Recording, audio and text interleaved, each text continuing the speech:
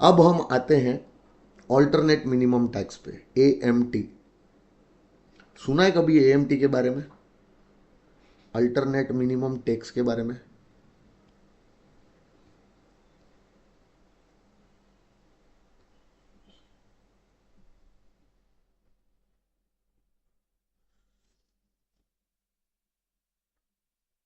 अरे ये advance tax open किया रे उमंग। ये चलो, अब देखो, एक दो अच्छे अच्छे एग्जाम्पल भी मैंने बनाए हुए हैं तुम्हारे लिए, बराबर। एक एक ही एग्जाम्पल बनाया है, वो एग्जाम्पल एक एग्जाम्पल कर लोगे ना तो भी काफी है तुम्हारे लिए। ऑल्टरनेट मिनिमम टैक्स प्यार से क्या बोलते हैं? तो इसको हम लोग ऐसा बोलेंगे, आटलो मिनिमम टैक्स अपोज पड़ से। ए फॉर आटलो मिनिमम टैक्स अपोज पड़ से। तो अगर तुम डिफॉल्ट टैक्स रेजिम में हो 115 BSE में, तो नहीं, तो नहीं, ना ना, तो तुम्हारे पे AMT के प्रोविजन एप्लीकेबल नहीं है। लेकिन अगर तुम डिफॉल्ट टैक्स रेजिम से क्या हो रहे हो, शिफ्ट आउट हो रहे हो, डिफॉल्ट टैक्स रेजिम से क्या हो रहे हो, शिफ्ट आउट हो रहे हो, तो तुम अब नॉर्मल टैक्स रेट्स भरोगे, नॉर्मल टैक्स रेजिम में कवर हो जाओगे। अब तुम नॉर्मल टैक्स रेट पे टैक्स भरोगे। तो भाई जो तुम्हारी टोटल इनकम निकाल रहे हो और जो उस पर तुम टैक्स निकाल रहे हो, normal tax, normally total income calculate करो और नॉर्मल टैक्स कैलकुलेट करो। ये जो नॉर्मल टैक्स है, अगर ये AMT से कम निकला, AMT का अमाउंट हम बताएंगे कि कितना आएगा, ये AMT के अमाउंट से अगर तुम्हारा नॉर्मल टैक्स कम निकला ना, तो भाई नॉर्मल टैक्स हम तुमसे नहीं लेंगे, आटलो मिनिमम टैक्स तो देना ही पड़ेगा। तुम्हारे जैसे लोगों से हम इतना कम टैक्स नहीं ले सकते हैं, इतना तो कम से कम तुमको भरना ही पड़ेगा, समझे? तो अब तुमको करना क्या है पता है? AMT के लिए सबसे पहले तुमको रेगुलर इनकम टैक्स निकालना है। रेगुलरली जैसे निकालते हो, अपने को आता है ना टोटल इनकम निकालने को, टैक्स लायबिलिटी निकालने को। अरे 115 BSE को फॉलो किए बिना अपन जो टोटल इनकम निकालते और टैक्स लायबिलिटी निकालते आते हैं ना कैलकुलेट करने के लिए, वही तो सीखा है भाई कल तक अपन ने। टोटल इनकम और टैक्स लायबिलिटी तो सीख रहे थे। तो तुम एक काम करो, तुम्हारी टोटल इनकम निकालो और तुम्हारा उस पर जो रेगुलर टैक्स आ रहा था वो निकालो। फिर एक काम करो, एडजस्टेड टोटल इनकम निकालो और उस पर 18.5% निकालो। एडजस्टेड टोटल इनकम निकालो और उस पर 18.5% निकालो। अगर एडजस्टेड टोटल इनकम का 18.5%, जिसको हम बोल रहे हैं ऑल्टरनेट मिनिमम टैक्स, कितना आता है वो? 18.5% रेट है of your adjusted total income.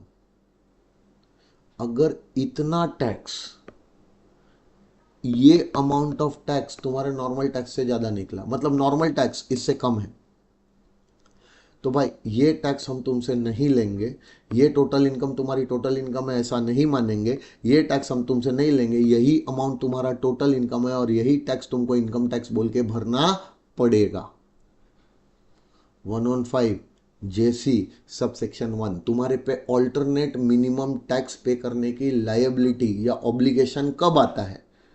अगर तुम्हारा रेगुलर इनकम टैक्स जो तुमने रेगुलर टोटल इनकम पे निकाला है वो अमाउंट ऑल्टरनेट मिनिमम टैक्स से कम हुआ, तो तुम्हारी टोटल इनकम इग्नोर की जाती है। एडजस्टेड टोटल इनकम को ही तुम्हारी टोटल इनकम मान लिया जाता है और जो तुम्हारा रेगुलर टैक्स तुमने कैलकुलेट किया था उसको भी इग्नोर किया जाता है। जो ऑल्टरनेट मिनिमम टैक्स 18.5% पे तुमने कैलकुलेट किया है एडजस्टेड टोटल इनकम का, वही अमाउंट तुम्हारे से इनकम टैक्स बोल के वसूल किया जाएगा।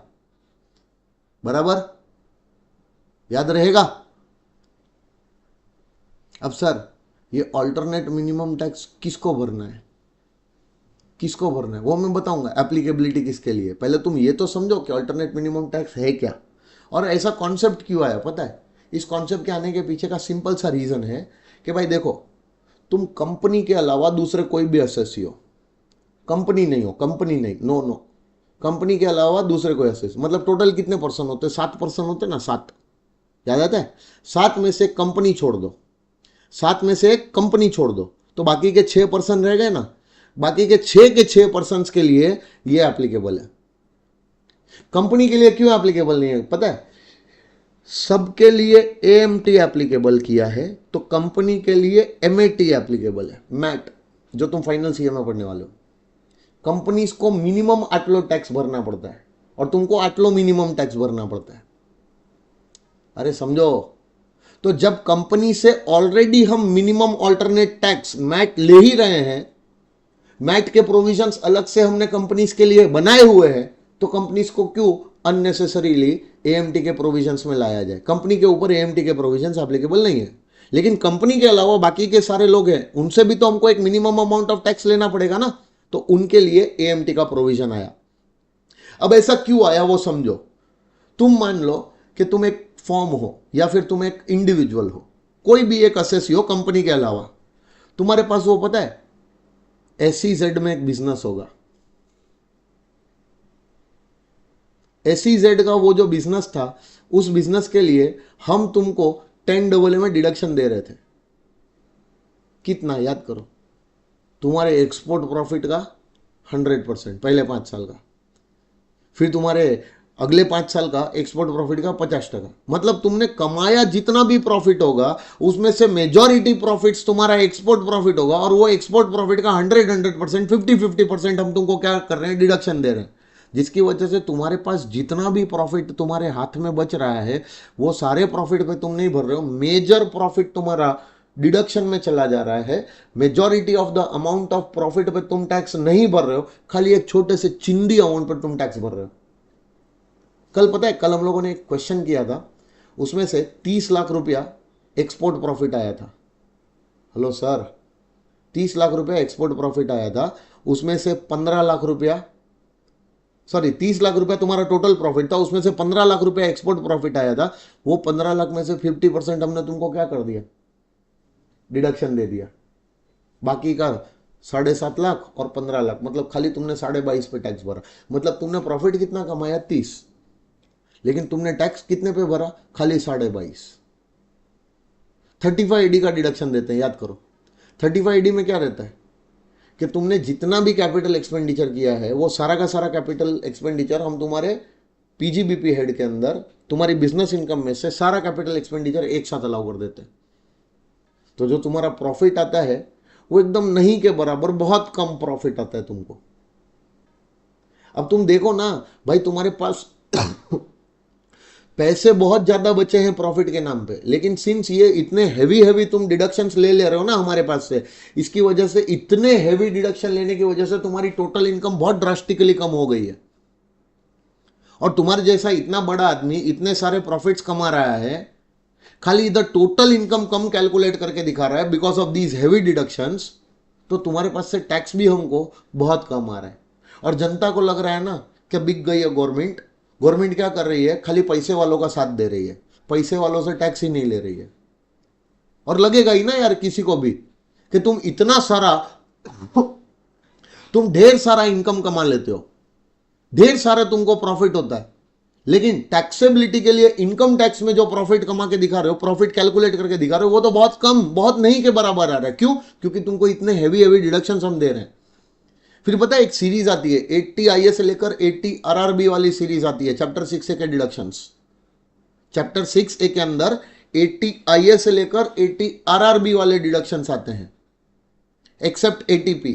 वो किसको मिलता है? कोऑपरेटिव सोसाइटी को। कोऑपरेटिव सोसाइटी को मिलने वाला ATP वो हटा दो।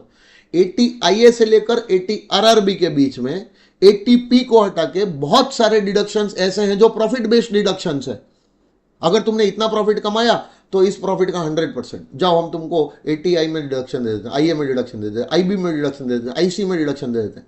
मतलब पहले प्रॉफिट कमाओ, प्रॉफिट GTI में दिखाओ, और बाद में उस प्रॉफिट का तुम 80IA IB IC ID में क्या ले लो, डिडक्शन ले लो।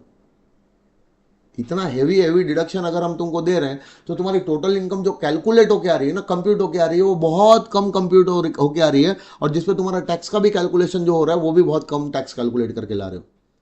देखा जाए तो इन रियलिटी तुमको इतना कम प्रॉफिट तो नहीं ही हुआ है, ये खाली इनकम टैक्स एक्ट में हैवी डिडक्शंस जो हम अलाउ कर रहे हैं उसकी वजह से इतना कम प्रॉफिट कैलकुलेट करके हमको दिखा रहे हो, जिसपे टैक्स का अमाउंट भी बहुत कम आ रहा है। अब तुम्हारे जैसे लोगों से अगर हम इतना कम टैक्स ले तो हम देश कैसे चलाए यार? हमको देश चलाने के लिए टैक्स की जरूरत है। तो टैक्स के लिए हमको भाई कम से कम इतना टैक्स तो तुम भर दो, इतना टैक्स तो भरो, इतना एकदम कम तुम्हारी टोटल इनकम आ गई है, उस पर इतना कम टैक्स तुमने कैलकुलेट किया है, वो हमको नहीं चलेगा। ना, इतना मत भरो, इतना भर दो। अब तुम जाके सरकार को गाली नहीं देगा, तुम बोलेगा तो तुमने हमको पोपट बनाया। पहले बोल रहे थे आओ आओ SEZ में धंधा करो, हम तुमको इतना डिडक्शन दे देंगे, आओ आओ स्पेसिफाइड बिजनेस करो, हम तुमको 35AD का डिडक्शन दे देंगे, आओ आओ ये वाला बिजनेस करो, हम तुमको 80 से लेकर 80 RRB वाला क्या दे देंगे, डिडक्शंस दे देंगे। मतलब पहले हमको अट्रैक्ट करने के लिए तुमने ये सारा डिडक्शन जाल बिछाया हमारे लिए, और जाल बिछाया, हमको इस जाल में फंसा लिया, और हमने ऐसा ऐसा धंधा किया। अब तुम्हारे इनकम टैक्स एक्ट में बताए हुए डिडक्शन तुम दे रहे हो तो ही तो हम ले रहे हैं ना। और ये डिडक्शन देने की वजह से अगर हमारा प्रॉफिट, हमारा टोटल इनकम कम आ गया और हमारा टैक्स कम आ रहा है, तो भाई हमसे कम टैक्स लो ना। अभी बोल रहे नहीं नहीं इतना कम टैक्स नहीं चलेगा, इतना तो भरना ही पड़ेगा, तो ये तो हमारे साथ नाइंसाफी हुई। पहले जाल बिछा के हमको फंसा लिया, बोला आओ हम टोटल इनकम कम हो जाए ऐसे इतने सारे डिडक्शन दे देंगे, और बाद में डिडक्शन देने के बाद अगर हमारी टोटल इनकम कम आ रही है तो भाई वो हम थोड़ी कर रहे हैं, तुम्हारा इनकम टैक्स एक्ट ही तो हमको ये डिडक्शन दे रहा है ना। इनकम टैक्स एक्ट में ये डिडक्शन मिल रहे हैं, उसकी वजह से हमारा प्रॉफिट इतना कम आ रहा है, तो इसमें हमारी क्या गलती है। और तुम हमसे अगर इतना टैक्स ले रहे हो तो मत डालो इनकम टैक्स एक्ट में ये सारी बातें कि ये डिडक्शन मिल जाएगा, वो डिडक्शन मिल जाएगा। कम से कम इतना टैक्स लेना है तो इतना टैक्स लो, बात खत्म करो। SSC भी अपनी जगह पे सही है, गलत बोल रहे हैं क्या वो। SSC कोई भी, अगर मान लो SSC की जगह पे तुम हो, तुमको भी तो, तुम्हारी भी तो जान जलेगी ना। तुम क्या बोलेगा कि भाई तुम हमको फंसा रहा है सरकार, ऐसा क्यों कर रहे हैं। तुम्हारा इनकम टैक्स एक्ट जो डिडक्शंस दे रहा है, हैवी डिडक्शंस, वो डिडक्शंस लेने की वजह से अगर हमारी टोटल इनकम कम आ रही है और हमारा टैक्स कम आ रहा है, तो हमारा क्या गलती बोलो। और अब तुम आके हमसे इतना टैक्स मांग रहे हो कि नहीं नहीं कम से कम इतना तो टैक्स देना ही पड़ेगा, तो ये गलत है। तो सरकार बोलती तुम चिंता मत करो, तुम चिंता मत करो। देखो तुमसे पहली बात तो ये तो टोटल इनकम हम तुम्हारी मानने से रहे, ये तो तुम्हारी टोटल इनकम हम मानेंगे नहीं, और ये टैक्स तो हम तुमसे लेंगे नहीं, कम से कम इतना टैक्स तो तुमको भरना ही पड़ेगा। अब तुम्हारी टोटल इनकम हम यही मानेंगे इस साल, और तुमको इतना टैक्स तो कम से कम भरना ही पड़ेगा। लेकिन सुनो, क्या जब तुम ये वाला टैक्स भरोगे तो उसके अंदर तुमने ये वाला अमाउंट तो ऑलरेडी भर ही दिया ना, और कुछ एक्स्ट्रा भर रहे हो, समझ में आ रहा है। तो जो भी एक्स्ट्रा अमाउंट तुमसे हम टैक्स ले रहे हैं in the form of AMT, उसका हम तुमको क्रेडिट दे देंगे कि जिस किसी भी ईयर में तुम्हारा नॉर्मल टैक्स पेएबल आएगा, उस ईयर में ये जो AMT का क्रेडिट है, अभी जो हम तुमसे एक्स्ट्रा टैक्स ले रहे हैं in the form of AMT, उसका हम आगे जाके तुमको क्या दे देंगे, क्रेडिट दे देंगे। तुम्हारी नॉर्मल टैक्स लायबिलिटी में से इतना एक्स्ट्रा टैक्स तब मत पे करना, माइनस कर देना। तुम समझ रहे हो क्या बातें हो रही है ये सब। प्रणव वीडियो का ऑफ रखा है रे तू।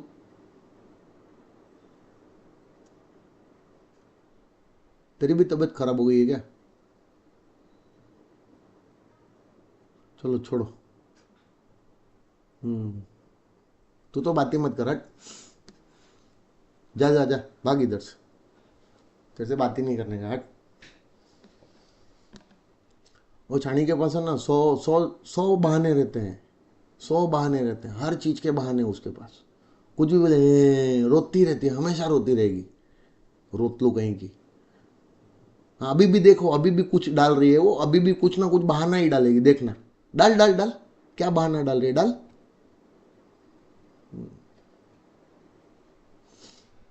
हवा लगती है रे सबको, क्या बोलेंगे अभी। सुनो, पहले ये बताओ ऑब्लिगेशन कब आएगा।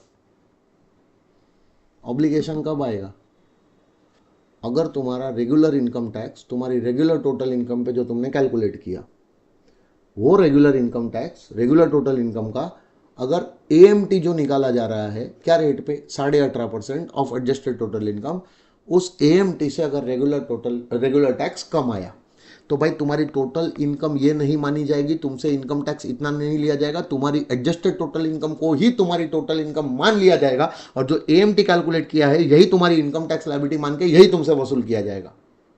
बराबर है, ये ऑब्लिगेशन है। अब ये किसको देना पड़ेगा, हर एक असेसी को इतना टैक्स तो कम से कम देना ही है, जो कंपनी नहीं है, कंपनी के अलावा हर एक असेसी को इतना तो टैक्स कम से कम देना ही पड़ेगा। बराबर। अब इसके लिए क्या करना पड़ेगा, ये तो अपने को कैलकुलेट करने को आता है सर, ये तो अपने को कैलकुलेट करने को आता है सर। ये कैसे कैलकुलेट करते हैं, एडजस्टेड टोटल इनकम।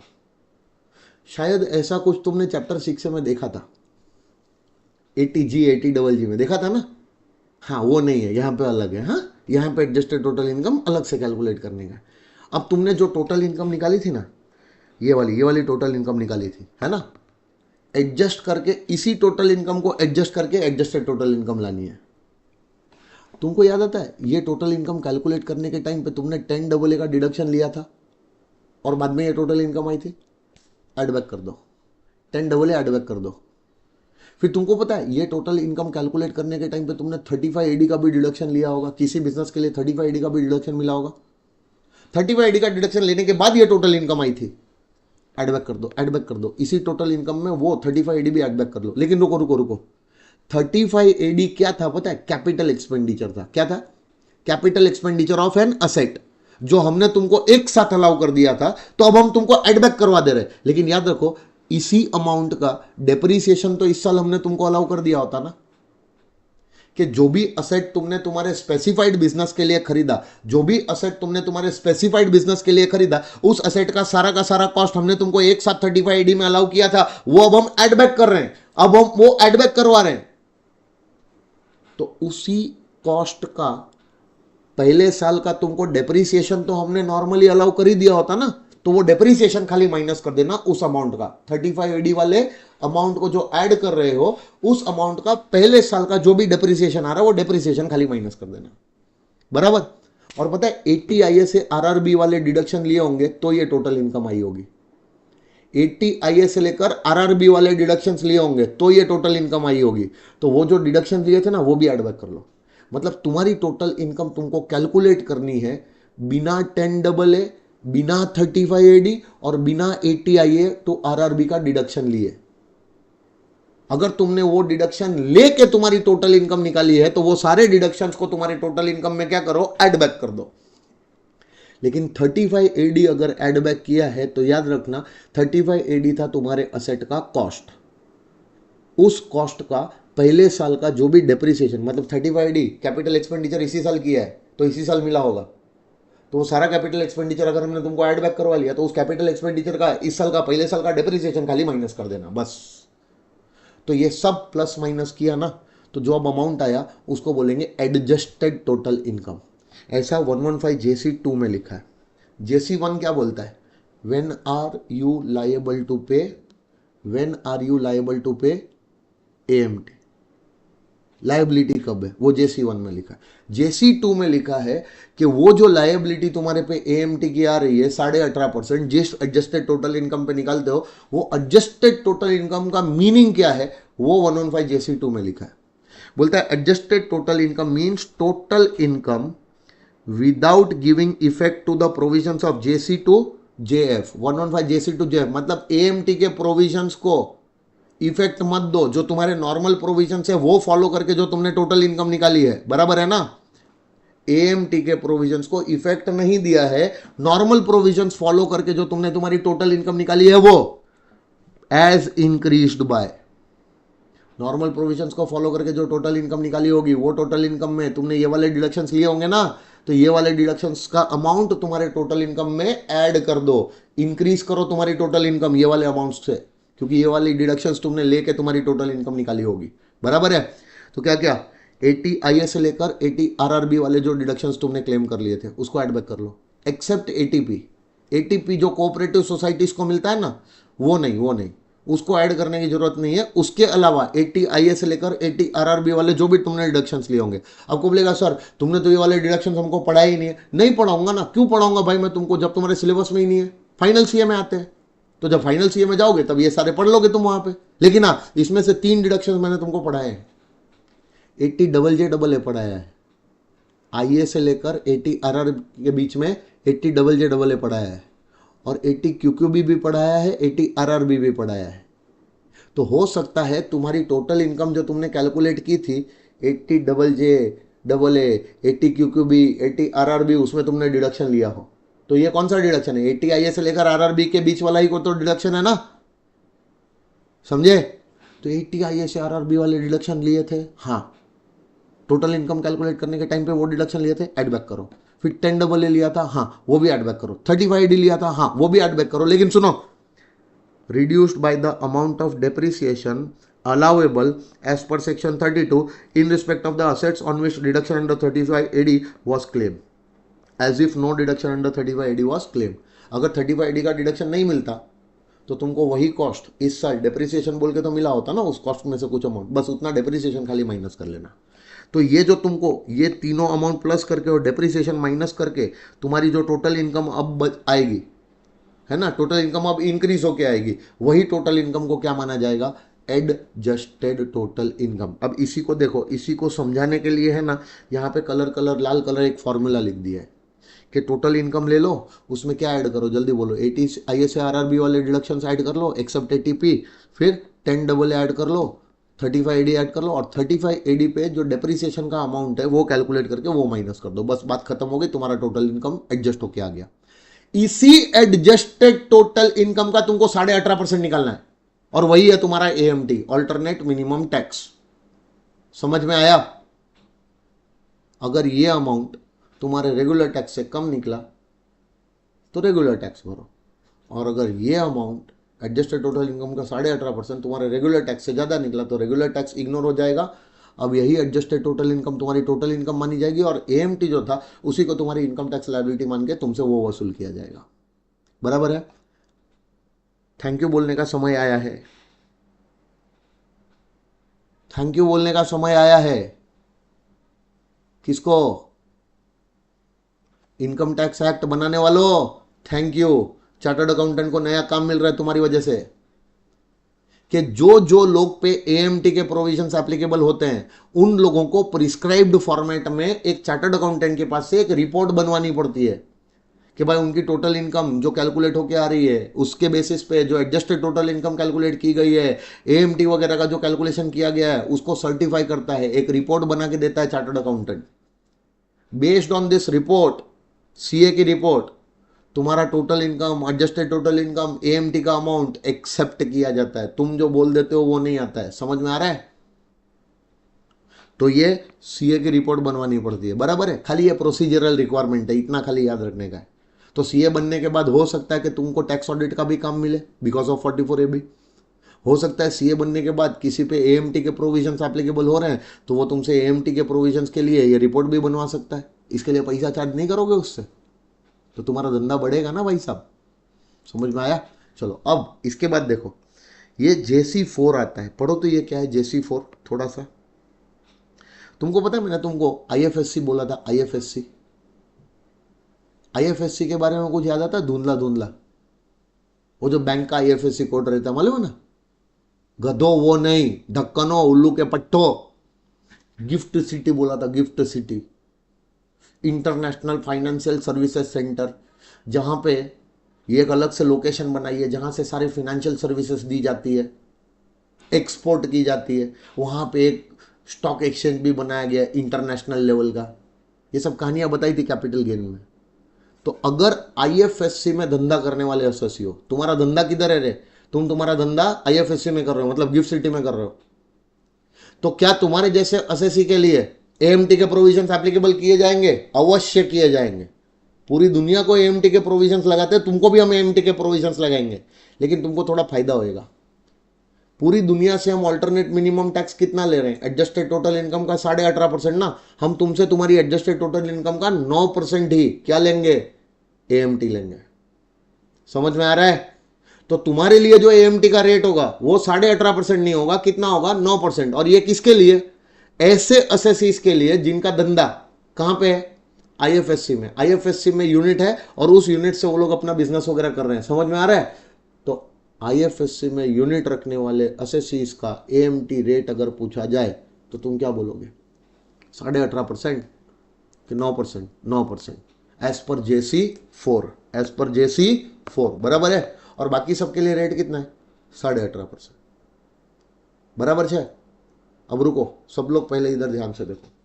JC1 में बोला तुम्हारे पे लायबिलिटी कब आएगी, JC2 में बोला कि एडजस्टेड टोटल इनकम क्या होती है, JC3 में बोला कि तुमको चार्टर्ड अकाउंटेंट के पास से एक रिपोर्ट बनवानी पड़ेगी, जैसे टैक्स ऑडिट रिपोर्ट बनवाते हो वैसे AMT के लिए भी प्रिस्क्राइब फॉर्मेट में एक रिपोर्ट बनवानी पड़ेगी, प्रिस्क्राइब फॉर्मेट में, JC3 और JC4 बोलता है कि अगर तुम्हारा जो बिजनेस है, तुम ऐसे एसएससी हो जो IFSC में धंधा कर रहे हो, तो तुम्हारे जैसे एसएससी के लिए भी AMT के प्रोविजंस तो एप्लीकेबल है, लेकिन तुम्हारा जो रेट ऑफ AMT होगा वो 18.5% ना होगी, कितना होगा, 9% होगा। JC4 बराबर। अब आ जाओ तुम JEE, बराबर है, वो JEE की एग्जाम आती है ना, वो नहीं, ये 115 JEE है, बराबर है। 115 JEE सब सेक्शन 1 बोलता है कि AMT किसके ऊपर एप्लीकेबल है, और JEE का 2 बोलता है कि AMT की एप्लीकेबिलिटी कब नहीं की जाएगी, मतलब एक्सेप्शन टू JEE1, JEE2 में बोला है, अगर तुम कोई भी एसएससी हो अदर देन, क्या बोला, अदर देन अ कंपनी, तुम कोई भी एसएससी हो और तुमने तुम्हारी टोटल इनकम कैलकुलेट करते समय पे ये तीनों में से कोई भी डिडक्शंस क्लेम किए हो, या तो ये तीनों क्लेम किए हो, या तो तीन में से कोई दो क्लेम किए हो, या फिर तीन में से कोई एक भी डिडक्शन अगर तुमने क्लेम किया हो, तो क्या तुम एक कंपनी के अलावा कोई भी एसएससी हो, हाँ, क्या तुमने तुम्हारी टोटल इनकम को कैलकुलेट करने के टाइम पे ये वाले डिडक्शंस क्लेम किए थे, हाँ, तो तुम्हारे पे AMT के प्रोविजंस एप्लीकेबल है। हाँ, अब तुमको AMT भरना है कि नहीं भरना है, उसके लिए ऑब्लिगेशन देखो कि ऑब्लिगेशन आ रहा है कि नहीं आ रहा है। एप्लीकेबल तो हो गया भाई, क्योंकि तूने 10AA लिया है, या फिर 35AD लिया है, या फिर 80 से RRB का डिडक्शन लेके तूने टोटल इनकम कैलकुलेट की है। प्रोविजंस तो तेरे पे एप्लीकेबल है, लेकिन अब ये प्रोविजंस एप्लीकेबल है तो तेरे को AMT भरना है कि नहीं भरना है, ऑब्लिगेशन है कि नहीं, उसके लिए JD1 देख। रेगुलर इनकम टैक्स AMT से कम आ रहा है ना, हाँ, तो भर AMT अब, क्योंकि तेरे पे एप्लीकेबल है, समझे। लेकिन सुन, कभी कभी, क्या बोला, कभी कभी तुम एक इंडिविजुअल HUF AOP BY या AJP हो, एक मिनट, यहां पे बोला सारे पर्सन्स अदर देन कंपनी, बराबर है, उन पर्सन्स में से बोला ये 4 पर्सन्स, कौन से, इंडिविजुअल, HUF AOP BY या AJP, अगर उन्होंने अपनी टोटल इनकम निकालने के टाइम पे ये वाले डिडक्शंस क्लेम किए थे, लेकिन ये डिडक्शंस क्लेम करने के बाद अगर उनकी टोटल इनकम 20 लाख या उससे कम आ रही है ना, तो उनके ऊपर AMT के प्रोविजंस एप्लीकेबल नहीं किए जाएंगे। क्या तुम एक इंडिविजुअल हो, हाँ, HUF हो, हाँ, AOP BY या AJP हो, हाँ, अगर तुम इनमें से कोई भी एसएससी निकले ना, तो सबसे पहला क्वेश्चन ये पूछने का है, क्या तुमने ये वाले डिडक्शंस लिए थे टोटल इनकम निकालने के टाइम पे, नहीं लिए, बात खत्म, जाओ, AMT के प्रोविजन नहीं है, नॉर्मल टोटल इनकम निकालो और उसमें नॉर्मल टैक्स निकाल के भरो, बात खत्म हो गई।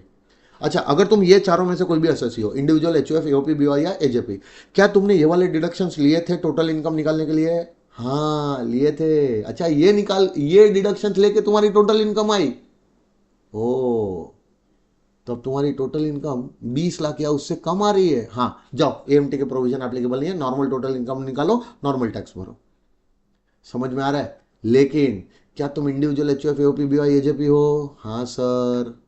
क्या तुमने ये वाले डिडक्शंस लिए थे टोटल इनकम को कैलकुलेट करने के टाइम पे, हाँ सर, और ये डिडक्शन लेने के बावजूद तुम्हारी टोटल इनकम 20 लाख या उससे ज्यादा आ रही है, हाँ, अब AMT के प्रोविजन तेरे पे एप्लीकेबल है, समझा। तो इसको है ना समराइज करने के लिए इधर एक छोटा सा टेबल बनाया है, देखो टेबल, तुम कौन से एसएससी हो, जल्दी बोलो, individual, HUF AOP BY AJP, क्या तुमने ये तीनों में से कोई भी डिडक्शन क्लेम किया है, नहीं किया है, तो तुम्हारी टोटल इनकम कितनी भी रहने दो, है ना, तुमको AMT के प्रोविजन एप्लीकेबल है ही नहीं। अगर AMT के प्रोविजंस में आना है तो वो तीनों में से कोई भी एक डिडक्शन क्लेम किया होना चाहिए, या फिर 2 डिडक्शन क्लेम किए होने चाहिए, या फिर तीनों डिडक्शन क्लेम किए होने चाहिए। तो क्या तुमने क्लेम किए, हाँ, मैंने तो किए हैं। अच्छा, इसको क्लेम करने के बाद क्या तुम्हारी टोटल इनकम 20 लाख या उससे कम है अभी भी, हाँ, तो भी तेरे पे AMT के प्रोविजंस एप्लीकेबल नहीं है। तेरी टोटल इनकम, ये डिडक्शंस क्लेम किए, हाँ, और इसको क्लेम करने के बाद भी तेरी टोटल इनकम अब 20 लाख रुपए से ज्यादा रह रही है, हाँ, तो अब तू छोटा मोटा आदमी नहीं है, तू बहुत बड़ा एसएससी है। तेरे पास से अब हम रेगुलर इनकम टैक्स नहीं लेंगे, तेरे पास से अब हम AMT लेंगे, AMT के प्रोविजन तेरे पे एप्लीकेबल हो जाएंगे। लेकिन अगर इनके अलावा कोई भी और पर्सन निकला other than company, other than company, और उन्होंने ये वाला कोई भी डिडक्शन लिया था, तो अब उनकी टोटल इनकम कितनी भी रहने दो, इधर 20 लाख की कोई लिमिट नहीं है, समझ में आ रहा है। उनकी टोटल इनकम कितनी भी रहने दो, उनको तो AMT के प्रोविजन एप्लीकेबल होते ही है। कंपनी हो, सॉरी, फर्म हो गई, LLP हो गई, हाँ या ना, लोकल अथॉरिटीज हो गई, इन लोग के लिए क्या है, जल्दी बोलो, इन लोग के लिए अगर इन्होंने ये वाले कोई भी डिडक्शन क्लेम किए थे और ये डिडक्शन क्लेम करने के बाद उनकी टोटल इनकम आई कितने भी अमाउंट की आती हो, उनके एएमटी प्रोविजन एप्लीकेबल है। लेकिन अगर उन्होंने ये वाले डिडक्शंस क्लेम नहीं किए थे तो भाई एएमटी के प्रोविजन एप्लीकेबल ही नहीं है। ये टेबल एक बार अच्छे से बाय हार्ट कर लेना, बाय हार्ट। तुमको क्वेश्चन में है ना, बोलेंगे नहीं कि बताओ एएमटी के प्रोविजंस एप्लीकेबल है या नहीं है, तुमको डायरेक्टली बोलेंगे कैलकुलेट करो टैक्स लायबिलिटी, और उस क्वेश्चन में एप्लीकेबल हो रहा होगा एएमटी। अभी जो एक क्वेश्चन करवाऊंगा ना उसमें तुमको पता चलेगा, है ना, कि एग्जामिनर क्या तुमसे मिस्टेक करवा सकता है। लेकिन फिलहाल ये बताया, ये तुमको समझ में आया? बढ़ जाऊं आगे। एएमटी का फुल फॉर्म, आटलो मिनिमम टैक्स नहीं लिखने का उधर, वो अपन अपने लिए बोल रहे, ऑल्टरनेट मिनिमम टैक्स। क्या तुमको ऑल्टरनेट मिनिमम टैक्स देना पड़ेगा? एडजस्टेड टोटल इनकम का 18.5% क्या तुमको देना पड़ेगा? हाँ। अब अगर तुमको देना पड़ेगा तो कब देना पड़ेगा, पहले तुम्हारे पे एप्लीकेबल हो रहा है कि नहीं वो देख लो। तो क्या तुम कंपनी के अलावा कोई भी पर्सन हो? हाँ, कंपनी के अलावा कोई भी पर्सन हो और तुमने ये तीनों में से कोई भी डिडक्शन क्लेम किया हो, ये तीनों में से कोई भी डिडक्शन क्लेम किया हो, तुम्हारी टोटल इनकम कैलकुलेट करने के टाइम पे तुमने ये तीनों में से कोई भी डिडक्शन क्लेम किया हो, तो जो भी तुम्हारी टोटल इनकम है वो टोटल इनकम पे रेगुलर टैक्स निकाला तुमने, बराबर, तो अब तुमको एएमटी भी निकालना पड़ेगा। अगर ये डिडक्शन लेने के बावजूद तुम्हारी टोटल इनकम 20 लाख से ज़्यादा आई है तो ऐसा किसके लिए देखोगे? ये वाले असेसिस के लिए। बाकी सारे असेसिस के लिए खाली तुमको ये देखना है कि क्या ये डिडक्शन क्लेम किए थे, बस, हाँ, इतना काफ़ी है एएमटी के प्रोविजंस एप्लीकेबल होने के लिए, बराबर है। अब सुनो, अब अगर मैं तुमको ऐसा बोलूं कि तुमको है ना रेगुलर टैक्स, ठीक है, ये मैं रेगुलर टैक्स लिखता हूं और इधर मैं लिखता हूं एएमटी, ठीक है, दो अमाउंट्स में तुमको कंपेयर करने के लिए बोलूंगा, ठीक है। तुम्हारा मान लो प्रीवियस ईयर 24-25 आया, ऐसा मान के चलते हैं कि तुम 24-25 में अदर देन कंपनी दूसरा कोई भी एसएससी है तुम, और तुम्हारी जो टोटल इनकम थी वो कितनी भी कैलकुलेट की हो, उस पर रेगुलर टैक्स का अमाउंट तुम्हारा कितना आया वो मैं तुमको बता रहा हूँ। तो रेगुलर टैक्स का अमाउंट मान लो तुम्हारा आ गया 5 लाख रुपया। कितना आया जल्दी बोलो? 5 लाख। तो तुमने टोटल इनकम निकाली थी, वो सारे डिडक्शंस लेकर टोटल इनकम निकाली और उस टोटल इनकम पे तुमने टैक्स निकाला, तो टैक्स का अमाउंट कितना आ गया? 5 लाख रुपया। ये तुम्हारा रेगुलर टैक्स आया। अब क्या तुम्हारे पे 115 ये अपने एएमटी के प्रोविजंस एप्लीकेबल है? हाँ, तुम्हारे पे तो एप्लीकेबल हो रहा है। तो अब तुमको क्या करना पड़ेगा? अब तुमको एएमटी भी निकाल के देखना पड़ेगा। तो जो भी टोटल इनकम तुमने निकाली थी वो 3 डिडक्शंस लेने के बाद, तो अब उससे तुमको एडजस्टेड टोटल इनकम कैलकुलेट करनी पड़ेगी। बोलो कैसे करोगे adjusted total income calculate? Total income निकाली, उसमें वही 3 डिडक्शंस ऐड बैक कर दो और डेप्रीसिएशन 35AD वाले कॉस्ट पे माइनस कर दो, बराबर है ना। तो एडजस्टेड टोटल इनकम आई। अब उसका तुम 18.5% निकालोगे। अब तुमने 18.5% का अमाउंट निकाला ना, एडजस्टेड टोटल इनकम का 18.5%, तो वो अमाउंट आ गया तुमको 8 लाख रुपया। माई गॉड, तेरे पे एएमटी के प्रोविजंस एप्लीकेबल थे इसलिए तू एएमटी निकाल रहा है, हाँ पागल। हाँ, अगर एएमटी के प्रोविजंस ही एप्लीकेबल नहीं है तो ये निकालने की भी जरूरत नहीं है। रेगुलर टोटल इनकम निकाल, रेगुलर टैक्स भर, बात खत्म हो गई। अब एएमटी देख लो रेगुलर टैक्स से ज्यादा आ रहा है, ज्यादा आ रहा है ना, तो क्या करेंगे बोलो? तेरी जो टोटल इनकम थी वो इग्नोर हो जाएगी, तेरा रेगुलर टैक्स भी इग्नोर हो जाएगा, एडजस्टेड टोटल इनकम को तेरी टोटल इनकम मान लिया जाएगा और अब उसी पे तेरे को क्या पे करवाया जाएगा? यही एएमटी तेरे को इनकम टैक्स बोल के पे करवाया। तो इस साल तेरे को टैक्स कितना भरने का है? 8 लाख भरने का है। अब तेरे को इस साल टैक्स कितना भरना है? 8 लाख भरना है। मतलब 8 लाख भरा तो इसमें 5 लाख तो ऑलरेडी आ ही गया ना यार। 5 लाख तो एनीवेज तू भरने ही वाला था ना, तो 5 लाख तो आ ही गया। एक्स्ट्रा कितना भरा तूने? हमने तेरे से एएमटी के नाम पे एक्स्ट्रा इनकम टैक्स कितना ले लिया? 3 लाख रुपया लिया ना। अरे 8 - 5 तो 3 लाख रुपया ही हम तेरे से एक्स्ट्रा ले रहे हैं ना। 5 तो एनीवेज तू भरने ही वाला था। तो वो जो एक्स्ट्रा 3 है ना, जा वो तेरी इस साल की एएमटी क्रेडिट बन जाएगी और ये आने वाले 15 साल तक कैरी फॉरवर्ड कर सकते हैं। कितने? 15 साल, नेक्स्ट 15 ईयर्स। और आने वाले 15 साल में से किसी भी ईयर में तेरे को क्या निकला? नॉर्मल टैक्स देने को आया, मतलब अब टिक इधर नहीं, टिक इधर लगेगा, है ना। तो अगर तेरे को नॉर्मल टैक्स देने को आया तो वो एएमटी क्रेडिट तेरे नॉर्मल टैक्स में से हम तेरे को एडजस्ट करने देंगे, सेट ऑफ करने देंगे। आने वाले 15 साल तक ये एएमटी क्रेडिट कैरी फॉरवर्ड कर सकता है, क्योंकि सरकार को भी मालूम है कि इतना कम से कम टैक्स ले रही है तो जितना उसको देना है बेचारे को उससे ज़्यादा ही ले रही है, लेकिन भाई हमको देश चलाने के लिए कम से कम इतना टैक्स तो चाहिए इस बार। तो तुम हमको देश चलाने में मदद करो, इतना टैक्स भरो, कम मत भरो, इतना भर दो अभी, तो जो भी हम तुमसे एक्स्ट्रा ले रहे हैं बाद में हम तुमको उसका क्रेडिट दे रहे हैं ना यार, बराबर है। बाद में क्रेडिट ले जाना, 15 साल का डिफॉल्ट करने दे रहे हैं। आने वाले 15 में से किसी साल में भी तुम्हारी रेगुलर टैक्स ज़्यादा आ गई तो उसमें से ये माइनस कर लेना। अब सुनो, क्या ये 3 लाख रुपया अगले साल कैरी फॉरवर्ड होगा? तो चलो इसको हम अगले साल कैरी फॉरवर्ड कर देते हैं। ये 3 लाख रुपया ब्रॉड फॉरवर्ड होके आया। ये कौन से ईयर का था? 24-25 का 3 लाख रुपया तुम इस साल पहली बार कैरी फॉरवर्ड करके लाए हो, बराबर है। और ये है अब तुम्हारा प्रीवियस ईयर 25-26।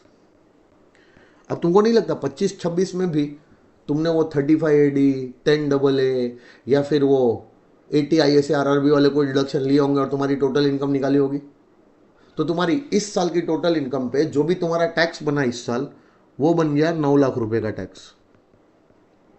कितना टैक्स बना? 9 लाख रुपए का टैक्स। और भाइयों बहनों, इस साल का तुम्हारा एएमटी था 9,90,000। क्या तुम्हारा एएमटी ज्यादा है इस साल? तो तुमको इस साल भी एएमटी ही देना पड़ेगा। अब ये एएमटी देने के लिए एएमटी क्रेडिट थोड़ी वापरोगे पागल। इस साल अगर रेगुलर टैक्स भरने को आता तो एएमटी क्रेडिट यूज कर सकते। इस साल वापस से तेरे पास एक एएमटी क्रेडिट जमा हो गया। अब वो 90,000 का एएमटी क्रेडिट तेरा इस साल जमा हुआ। और ये कौन से साल का है? ये तेरा 25-26 का है। अब बता, तेरा पिछले साल का इस साल कैरी फॉरवर्ड होके आया फर्स्ट ईयर। अब वही 3 लाख अगले साल यानी कि सेकेंड ईयर कैरी फॉरवर्ड होके जाएगा और ये 90,000 अगले साल पहला साल कैरी फॉरवर्ड होके जाएगा। समझ में आ रहा है?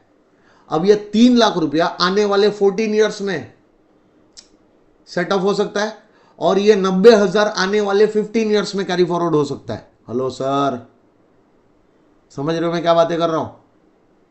3 लाख रुपया फर्स्ट ईयर में कैरी फॉरवर्ड होके आ चुका है, अब नेक्स्ट 14 ईयर्स कैरी फॉरवर्ड हो सकता है। और ये 90,000 तो इसी साल का एएमटी क्रेडिट है, वो अगले 15 साल कैरी फॉरवर्ड हो सकता है, बराबर है ना। तो पहले कौन सा लैप्स हो जाएगा दोनों में से? 3 लाख पहले लैप्स होगा ना। तो अगर मौका मिले तो सबसे पहले वो 3 लाख को उड़ाने का, समझे? चलो अब मैं क्या बोल सकता हूं, अगले साल 3 लाख रुपया कौन से वाले ईयर का था? 24-25 का। ये कैरी फॉरवर्ड करके लाए और 90,000 भी तुम कैरी फॉरवर्ड करके लेके आए कौन से ईयर का? 25-26 का, बराबर है ना। ये कौन से ईयर में तुमने किया? Previous year 26-27। इस साल तुम्हारा रेगुलर टैक्स 12 लाख रुपया आया। कितना आया जल्दी बोलो? 12 लाख। और इस साल जो तुम्हारा एएमटी आ गया वो 14 लाख रुपया आया। CTR, seat. इस साल भी तुमको एएमटी भरना पड़ेगा और अब इस साल का क्रेडिट कितना आएगा? 2 लाख रुपया। बस ये आखिरी बार मैंने एएमटी डाला है, अब अगले साल अपन रेगुलर टैक्स भर रहे हैं, ठीक है। चलो तो अब मैं बात कर रहा हूँ प्रीवियस ईयर 27-28 की। कौन से ईयर की? 27-28। तुमको नहीं लगता है ये तीनों अमाउंट अगले साल कैरी फॉरवर्ड होंगे? चलो इसको तीनों को अगले साल कैरी फॉरवर्ड किया, बराबर। और ये जो 2 लाख था ये कौन से ईयर का था? 26-27 का। तुमको पता चला? ये देखो कलर येलो कलर, जो प्रीवियस ईयर 24-25 का जो 3 लाख रुपया है वो ऑलरेडी 1 साल कैरी फॉरवर्ड हो चुका है, 2 साल कैरी फॉरवर्ड हो चुका है और 3 साल कैरी फॉरवर्ड हो चुका है। अब आने वाले 12 साल ही कैरी फॉरवर्ड हो सकता है, बराबर है।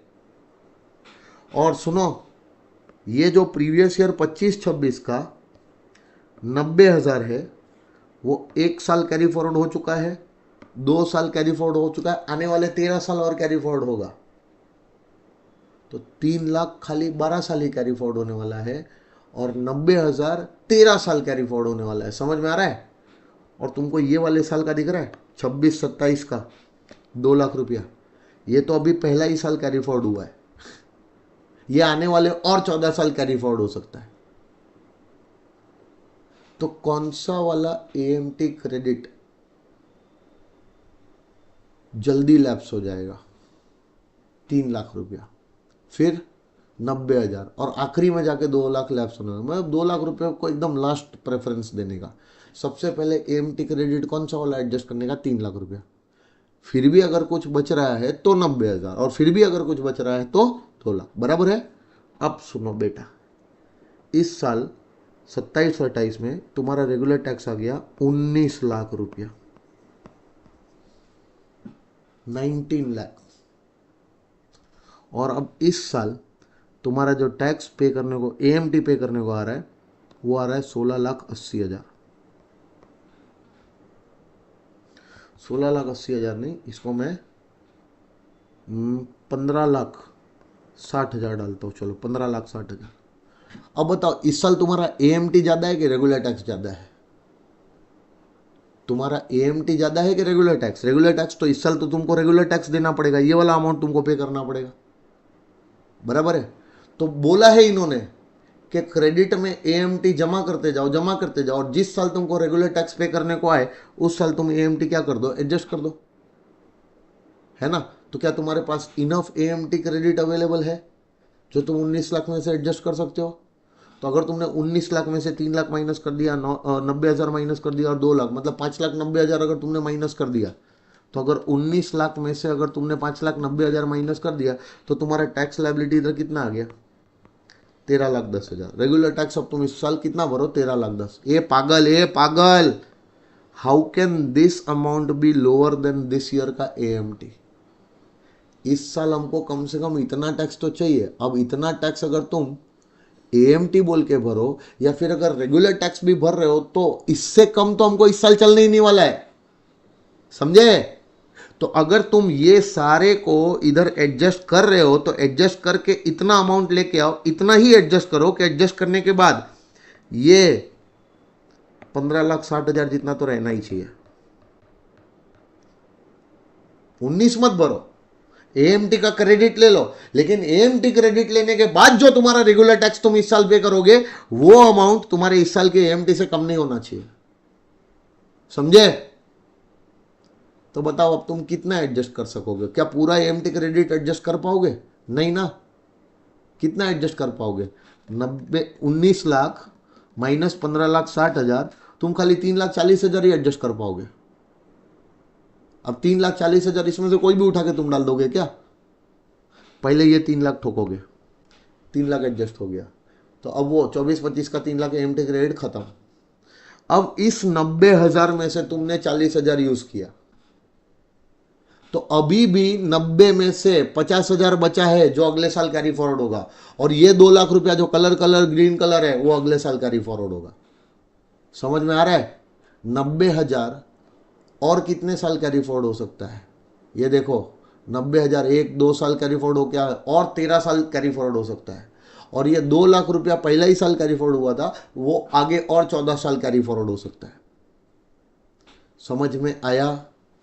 ये जो अभी मैंने तुमको बताया, ये था 115 JD एएमटी क्रेडिट।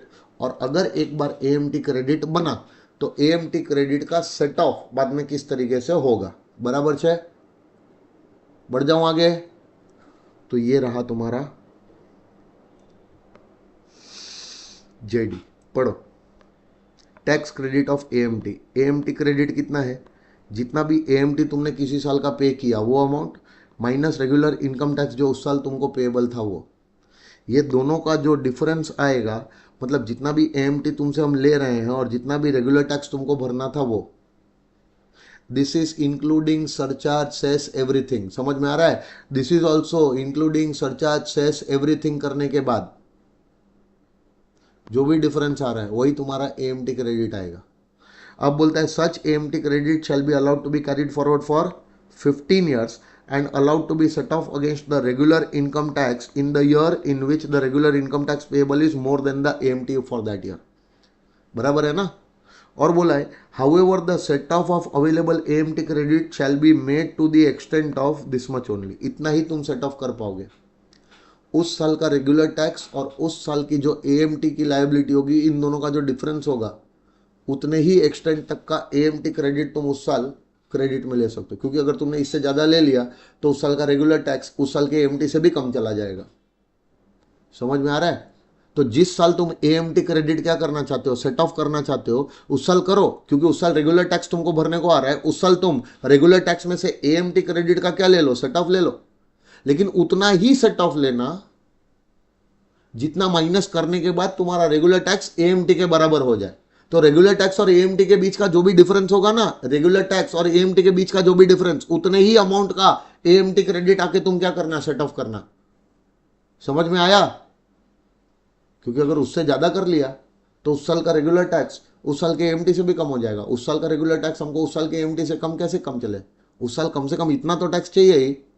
हाँ, रेगुलर टैक्स इससे ज्यादा आ रहा था तो चलो कोई बात नहीं, AMT क्रेडिट सेट ऑफ मार के जो भी रेगुलर टैक्स पे कर रहे हो वो उतना तो पे करना ही है जितना इस साल का AMT था. समझे? पक्का? AMT के प्रोविजंस हुए खत्म. अब एक एग्जाम्पल तुम्हारे सामने है. ठीक ऐसा सेम टू सेम क्वेश्चन तुम्हारे सामने आ सकता है. सब लोग देखो ध्यान से. राम एक रेसिडेंट है, 45 साल की उम्र है. मतलब राम सीनियर सिटीजन है कि नहीं है? नहीं है. उसकी GTI है ना 24.5 लाख, वो लोग ने कैलकुलेट करके दे के रखी है. यहां पे एक चेंज ये आ सकता है कि तुमसे ये GTI कैलकुलेट करवाई जाए. इंस्टेड ऑफ दे के रखा है, तुमसे कैलकुलेट करवा सकते हैं. कोई दिक्कत होगी? कैलकुलेट करने को आती है GTI? बोलो हाँ कि ना. आती है ना? ठीक है, चलो. तो तुमने कैलकुलेट की 24.5 लाख. अब बोलता है ये GTI के अंदर LTCG 112 वाला कितना है? 1,20,000 एंड रॉयल्टी इनकम है 3.5 लाख की from books of scientific nature. ऐसा कुछ तो याद आता है क्या? साइंटिफिक नेचर की बुक्स लिखो और वो बुक्स को लिख के जो तुमने रॉयल्टी कमाई है वो रॉयल्टी GTI में दिखाओ. तो वही रॉयल्टी जो तुमने GTI में दिखाई होगी, टैक्सेबल दिखाई होगी, उसका हम तुमको 80 QQB में डिडक्शन देंगे मैक्सिमम 3 लाख तक. अब कोई रिलेटेड एक्सपेंस वगैरह नहीं दिया तो ये नेट रॉयल्टी होगी तुम्हारी, है ना? तो इसका तुम जाके 80 QQB में डिडक्शन ले सकते हो. ठीक है. अब बोलता है तुम्हारी GTI के अंदर एक तो LTCG इतना है, दूसरा रॉयल्टी इनकम तुमने इतना दिखा के रखा हुआ है, एंड तुमने 90,000 रुपया PPF अकाउंट में डिपॉजिट किया. तो GTI के अंदर तो पहले खाली ये 2 इनकम है, ये ध्यान में रखना है. फिर बोलता है कि तुमने 90,000 रुपया PPF अकाउंट में डाला, मतलब इसका तुमको ATC में डिडक्शन मिलने वाला है. एंड तुमने मेडिकल इंश्योरेंस प्रीमियम भी पे किया खुद का 28,000 रुपया. खुद सीनियर सिटीजन तो हो नहीं, तो 28,000 तुमको मिलने वाला नहीं. तुमको मैक्सिमम 25,000 ATD में मिल जाएगा. बराबर है. अब बोलते हैं कंप्यूट द अमाउंट ऑफ. कहीं पे भी AMT के बारे में एक वर्ड भी नहीं लिखा है. पूरा क्वेश्चन देखो, ड्राफ्टिंग देख रहे हो क्वेश्चन का. ऐसे क्वेश्चन बनाया गया है कि तुमको AMT आ रहा है वो पता भी ना चले, लेकिन इस क्वेश्चन में AMT आएगा. और अगर उन लोगों को पेपर डिफिकल्ट करना होगा ना, वो लोग ऐसे ऐसे क्वेश्चंस डालेंगे एग्जाम में. तुम क्या करोगे ना, तुम इज्जत से है ना, इज्जत से तुम टोटल इनकम भी निकाल पाओगे और तुम टैक्स लायबिलिटी भी इज्जत से निकाल पाओगे. मतलब तुम्हारा जो कैलकुलेशन होगा ना बेटा, तुम यहां तक का कैलकुलेशन एकदम ऐसा कर पाओगे. और तुमने अगर यहां पे आके तुम्हारा कैलकुलेशन रोक लिया और ये सोचा कि यस 10 मार्क आ गया एग्जाम में, तो भाई नो, तुमको 10 मार्क नहीं आया, तुमको आधा ही मिलेगा, 5 मार्क्स ही मिलेगा. क्योंकि इस क्वेश्चन का जो दूसरा पार्ट है ना, AMT का कैलकुलेशन और जो तुम्हारा ये तुमने नहीं किया, ये कैलकुलेशन ही मेन था इस क्वेश्चन के अंदर. अब देखो, सबसे पहले मैं क्या करता हूं, GTI तुम्हारा निकाला है, बराबर है ना? तुमको मालूम है ये GTI में से तुमको चैप्टर 6 के डिडक्शन मिलते हैं.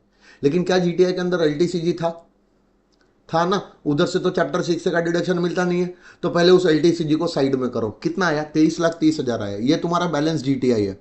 इसमें से तुमको चैप्टर 6 का डिडक्शन मिल सकता है। हाँ, सबसे पहले क्या मिलेगा, एटीसी मिलेगा। पीपीएफ में तुमने जो पैसा डिपॉजिट करा है सब्जेक्ट टू 1,50,000, वो तुमको 90,000 रुपया एटीसी में मिल जाएगा। अरे समझ रहे हो क्या हो रहा है। फिर तुमको एटीडी मिलेगा। एटीडी मेडिक्लेम तुमने 28,000 रुपया भरा, सब्जेक्ट टू 25,000, ये 25,000 तुमको एटीडी में मिल जाएगा। फिर तुमको तुमको नहीं लगता है कि इसके अंदर तुमने वो रॉयल्टी भी दिखाई हुई है क्वालिफाइंग बुक्स वाली, एटीक्यूक्यूबी वाली, तो 3.5 लाख रुपया जो तुमने रॉयल्टी इंक्लूड करके रखी है वो 3.5 लाख रुपया भी तुमको एटीक्यूक्यूबी में मिल सकता है, but subject to maximum 3 lakh ही मिलेगा। तो एटीक्यूक्यूबी तुमने क्लेम कर लिया कितना, 3 लाख रुपया। अरे हाँ के ना। अब तुम 23,30,000 में से 1, 2 और ये 3 डिडक्शन क्लेम करो, कितना आया, 19,15,000। लेकिन 1,20,000 ऐड करना मत भूलना, नहीं तो मरोगे। नहीं तो तुम क्या बोलोगे, अरे यार एटीक्यूक्यूबी का डिडक्शन लेने के बाद भी मेरी टोटल इनकम देखो 20 लाख से कम है। ए पागल, तेरी टोटल इनकम ये नहीं देखनी है, तेरी टोटल इनकम ये देखनी है।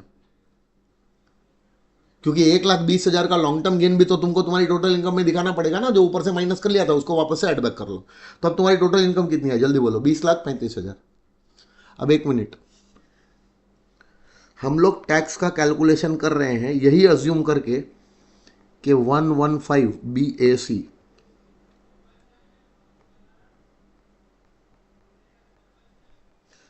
फॉलो नहीं हो रहा है, यही मान के हम पूरा टैक्स का कैलकुलेशन कर रहे हैं, बराबर है ना। If the assessee is shifting out, तो चलो बताओ, अब इस पे टैक्स का कैलकुलेशन होगा तो तुम्हारी ये जो टैक्स लायबिलिटी के लिए टोटल इनकम तो 20,35,000 आई थी।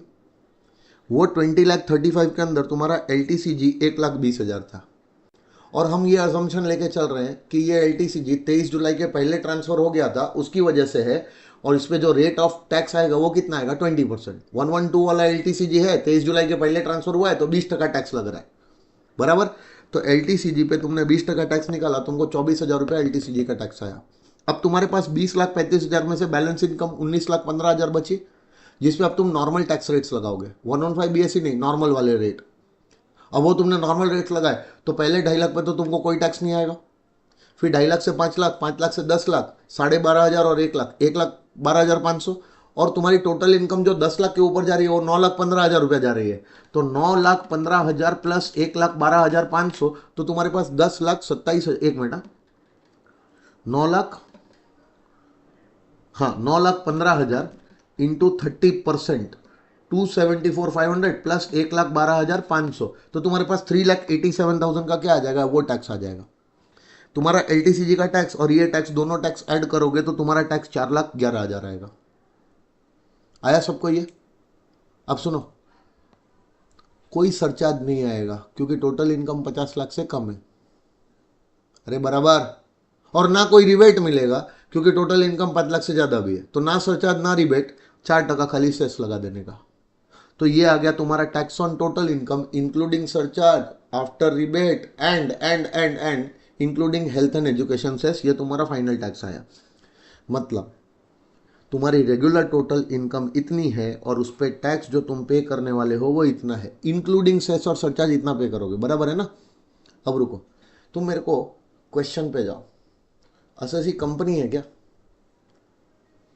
कि इंडिविजुअल है, इंडिविजुअल है, मतलब अदर देन कंपनी असेसी है।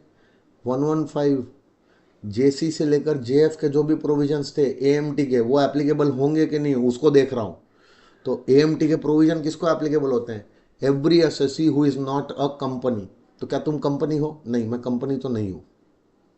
दूसरा, क्या तुमने टोटल इनकम कैलकुलेट की, तो टोटल इनकम कैलकुलेट करने के टाइम पे क्या तुमने 10AA का डिडक्शन लिया है, चेक कर लो तो कहीं पे, नहीं लिया है।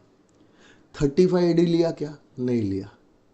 लेकिन 80 IA से लेकर 80 RRB वाला कोई डिडक्शन लिया, हाँ सर 80 क्यों भी लिया है। तो एक इंडिविजुअल ने अपनी टोटल इनकम निकालने के टाइम पे 10AA, 35AD, 80 IA से RRB वाला कोई भी डिडक्शन लिया और वो डिडक्शन लेने के बाद भी उसकी टोटल इनकम देखो 20 लाख रुपए से ज्यादा है कि नहीं, बोलो। तो अब इस असेसी को AMT के प्रोविजन एप्लीकेबल हो जाएंगे, 115JEE1 प्रोविजन एप्लीकेबल हो जाएंगे, बराबर है। और अगर AMT के प्रोविजन एप्लीकेबल होंगे तो अब इसको एडजस्टेड टोटल इनकम निकालनी पड़ेगी, उसका 18.5% निकालना पड़ेगा। चलो एडजस्टेड टोटल इनकम के लिए क्या करना पड़ेगा, टोटल इनकम कैलकुलेटर पे लेनी पड़ेगी। लो जल्दी से टोटल इनकम कैलकुलेटर पे, कुछ 10AA डिडक्शन माइनस किया था तो उसको ऐड बैक करना पड़ेगा, कुछ नहीं था सर। 35AD माइनस किया था तो उसको ऐड बैक करना पड़ेगा, और डेप्रिसिएशन माइनस करना पड़ेगा, कुछ नहीं था सर। लेकिन 80 से RRB वाला कोई डिडक्शन लिया था तो वो भी ऐड बैक करना पड़ेगा। 80 से RRB वाला कौन सा डिडक्शन लिया था, 80 क्योंकि भी लिया था, कितने का लिया था, 3 लाख रुपया लिया था। चलो ऐड बैक करो, तो तुम्हारे कैलकुलेटर पे 23,35,000 आना चाहिए। ये जो 23,35,000 आया, यही है राइट चॉइस बेबी, यही है तुम्हारा एडजस्टेड टोटल इनकम। अब इस एडजस्टेड टोटल इनकम का 9% नहीं लेना है, 9% तब लेते हैं जब तुम IFSC में धंधा कर रहे होते। कितना लोगे, 18.5%। तो 23,35,000 इंटू 18.5% किया तो तुम्हारे कैलकुलेटर पे 431,975 आया। अच्छा एक मिनट, ये तुमने इसके अंदर कोई सरचार्ज बचार्ज ऐड किया है क्या, इसके अंदर कोई सेस वेस लगाया है क्या? तो ये जो AMT तुम्हारे पास तुम्हारे कैलकुलेटर पे दिख रहा है 4,31,975, ये जो तुम्हारे कैलकुलेटर पे दिख रहा है, ना इसमें कोई सरचार्ज ऐड हुआ है, ना इसमें कोई सेस वगैरह ऐड हुआ है, तो ये तो बेसिक अमाउंट ऑफ AMT है ना। तो बेसिक अमाउंट ऑफ AMT को बेसिक रेगुलर टैक्स के साथ कंपेयर करने का, तो तुम्हारा बेसिक रेगुलर टैक्स कितना है बताओ इसमें। ये नहीं है ये वाला अमाउंट, सॉरी ये वाला नहीं है, ये वाला अमाउंट है। तो जब तुम 4,31,975 को कंपेयर करोगे ना, तो इस अमाउंट के साथ करने का हमेशा, क्योंकि जो भी एडजस्टेड टोटल इनकम पे AMT का कैलकुलेशन होता है 18.5%, that 18.5% is the basic rate of AMT without any surcharge और विदाउट सेस, वो 18.5% है। तो अगर उस 18.5% के अंदर ना सरचार्ज है ना सेस है, वो बेसिक अमाउंट है, तो उसको basic amount of regular tax के साथ कंपेयर करने का, इसके साथ कंपेयर करने का, बराबर है। बताओ क्या रेगुलर टैक्स ज्यादा है कि AMT ज्यादा है? AMT ज्यादा है ना। तो अब ये लोग बोलते हैं ये अमाउंट तेरी टोटल इनकम नहीं माना जाएगा, तेरी टोटल इनकम 23,35,000 लिया जाएगा, और ये टैक्स अब तेरे से नहीं भरवाया जाएगा, तेरे से ये टैक्स नहीं भरवाया जाएगा, तेरे से AMT को इनकम टैक्स बोल के पे करवाया जाएगा। तो अब तेरी टोटल इनकम 23,35,000 मान लिया जाएगा, क्योंकि 4,31,975 4,11,000 से ज़्यादा है। तो अब AMT भी तेरे को भरना पड़ेगा, यानी कि ये टैक्स भरना पड़ेगा, और तेरी जो टोटल इनकम है यही अमाउंट तेरी टोटल इनकम मान लिया जाएगा, बराबर है। अब तेरी टोटल इनकम कितनी है चेक कर, 2335, क्या वो 50 लाख से ज़्यादा है? नहीं, 50 लाख से ये ज़्यादा होता ना तो AMT के अमाउंट में, इस इनकम टैक्स के अमाउंट में तेरे को सरचार्ज ऐड करना पड़ता। लेकिन सर ये भी 50 लाख से तो ज़्यादा नहीं है, तो ये तो तुमको भरना ही है, और उस पर अब 4% सेस भी देना पड़ेगा। तो 4% इस पर सेस लगाओ, कितना आएगा सेस, 17,279। और अब तुमको इतना टैक्स इनकम टैक्स बोल के भरना पड़ेगा, AMT प्लस सेस, इतना AMT अब तुमको भरना पड़ेगा। अच्छा एक मिनट, अगर AMT एप्लीकेबल नहीं होता तो तेरी जेब से कितना पैसा जाता? AMT अगर एप्लीकेबल नहीं होता तो तेरी जेब से ये भी जाता, ये भी जाता, मतलब इतना पैसा जाता। लेकिन AMT एप्लीकेबल होने की वजह से तेरी जेब से कितना जा रहा है, इतना प्लस इतना, इतना जा रहा है, है ना। अब इन दोनों का जो डिफरेंस होगा ना, वही तेरा AMT क्रेडिट। सुन, वापस से बोल रहा हूं, जब तू कंपैरिजन करेगा ना, कंपैरिजन कि AMT एप्लीकेबल है या नहीं, तो तेरा बेसिक टैक्स और AMT का कंपैरिजन करेगा।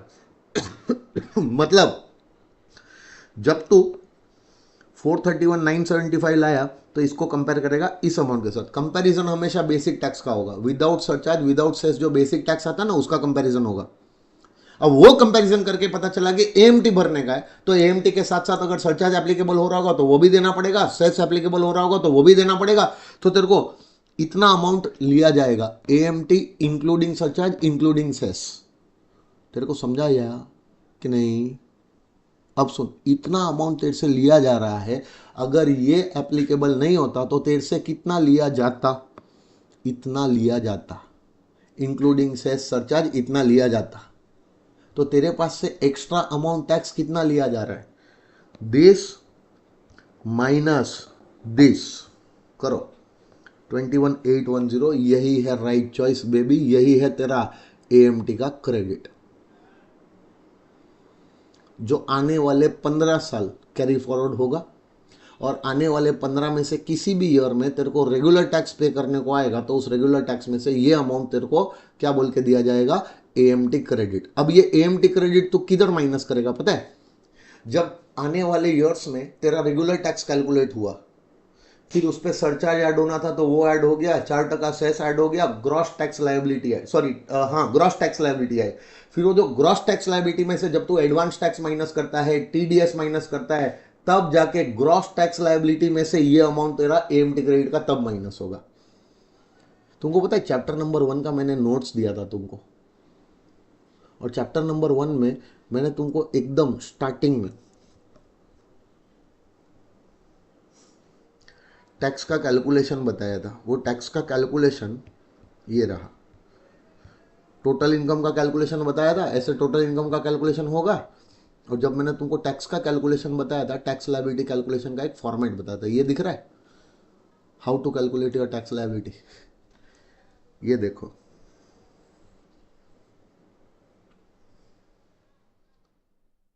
हाँ, तो जिस साल तेरे को रेगुलर टैक्स पे करने को आएगा ना, उस साल रेगुलर टैक्स का कैलकुलेशन कर ले पहले पूरा, ग्रॉस टैक्स लायबिलिटी वगैरह सब कुछ निकाल ले, फिर तू टीडीएस माइनस कर उस साल का, फिर तू उस साल का जो भी अपना एडवांस टैक्स वगैरह है वो माइनस कर, और बाद में वहां से तेरे को क्या माइनस करना है, AMT credit, gross tax liability के बाद। बराबर 6, पक्का। ये था तुम्हारा एएमटी, बराबर। एएमटी का चैप्टर खत्म, एक ये क्वेश्चन था, एक ये क्वेश्चन तुमको बनाया, ठीक है। अब